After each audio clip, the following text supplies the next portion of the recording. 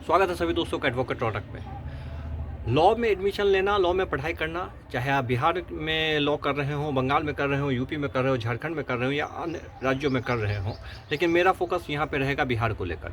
तो बिहार में लॉ करना अब उतना आसान नहीं रहा है जितना लगातार कई वर्षों तक रहा था।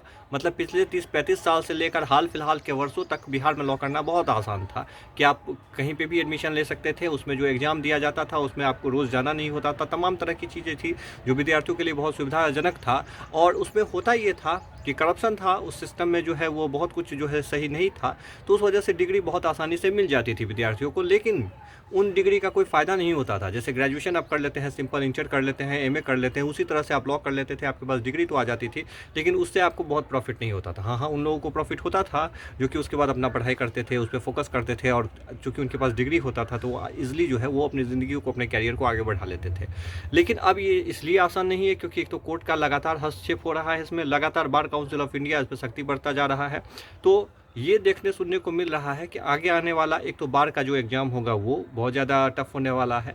लेकिन अभी तक जो बिहार में एडमिशन की प्रक्रिया है, हालांकि अब यूनिवर्सिटी के थ्रू जो एंट्रेंस होंगे उसी को पास करके आपको कॉलेज मिलेगा, लेकिन अभी तक बिहार में जो एडमिशन की प्रक्रिया है, अभी तक बिहार में जो परीक्षा देने की प्रक्रिया है, एलएलबी की मैं बात कर रहा हूँ, वो इतना टफ नहीं हुआ है। तो मेरा संबोधन आपको है जो इस जनरेशन के हैं, जिन्होंने ग्रेजुएशन कंप्लीट कर लिया है और जो नहीं समझ पा रहे कि उन्हें क्या करना चाहिए या नहीं करना चाहिए, या जो कि लॉ में एडमिशन लेना भी चाहते हैं। ये बिल्कुल परफेक्ट समय है, सही वक्त है कि वो लॉ की तरह मूव करे, वो लॉ में एडमिशन ले, चाहे जो भी कॉलेज उन्हें मिलता है। ये पता लगा लेना बिल्कुल ज़रूरी है कि वो बार के द्वारा जो है उसको अप्रूवल मिला हुआ है या नहीं है। ये बिल्कुल ज़रूरी है। ये इसलिए भी ज़रूरी है क्योंकि अभी जो आपका वैकेंसी आया है बीपीएससी के थ्रू जुडिशियल का, उसमें स्पष्ट रूप से उसके फॉर्म में, टर्म ऑफ कंडीशन में ये लिख दिया गया है कि आपने जहाँ से भी लॉ की डिग्री ली है उस संस्था को दिल्ली बार काउंसिल के द्वारा मान्यता प्राप्त होना चाहिए।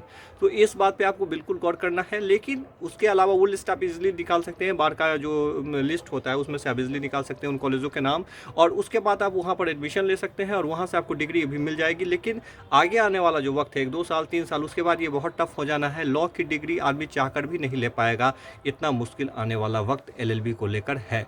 तो इस बात को ख्याल रखिए। और अगर आप सोच रहे हैं, इस उलझन में है क्या करें ना करें, अगर आप में थोड़ा सा है इन चीज़ों को जानने की दिलचस्पी, क्योंकि लॉ और पत्रकारिता ये 2 ऐसे कैरियर है जिसमें जब तक आपकी दिलचस्पी नहीं रहेगी, हालांकि सभी कैरियर को लेकर ये है, पर इन 2 कैरियर को लेकर ये विशेष बात है कि जब तक आपकी दिलचस्पी नहीं रहेगी, आपका इस कैरियर को लेकर बहुत ज़्यादा इंटरेस्ट नहीं होगा, तब तक आप इसमें राइज नहीं कर पाएंगे। तो आप लड़के हैं या लड़की हैं, आप कोई भी हैं, अगर आप चाह रहे हैं इसको अपना कैरियर बनाना, तो ये बिल्कुल सही वक्त है, अभी से आप लग जाइए। पटना लॉ कॉलेज हो गया, आरपीएस हो गया, बिहार इंस्टीट्यूट ऑफ लॉ हो गया, इट मीन्स की पाटलिपुत्र यूनिवर्सिटी के अंतर्गत आने वाले जितने भी लॉ कॉलेज हैं वो हो गया, और बिहार के अलग अलग जो लॉ कॉलेज हैं, चाहे मुजफ्फरपुर हो गया, समस्तीपुर हो गया, ये सारे लॉ कॉलेज जो हैं इसमें अब एडमिशन की प्रक्रिया धीरे धीरे शुरू हो जाएगी। पटना में तो कुछ कॉलेजों में हो भी गई है, तो उनको जाकर पता लगाइए, उनसे कांटेक्ट कीजिए, बात कीजिए फ़ोन पे। कोई सवाल हो, कोई कन्फ्यूजन हो, मुझसे कमेंट करके पूछिए। चैनल को सब्सक्राइब कर लीजिए, आपको फिर आगे भी इस तरह की जानकारी मिलती रहेगी। लेकिन फोकस कीजिए आप एलएलबी की डिग्री ले लेने पर। शुक्रिया।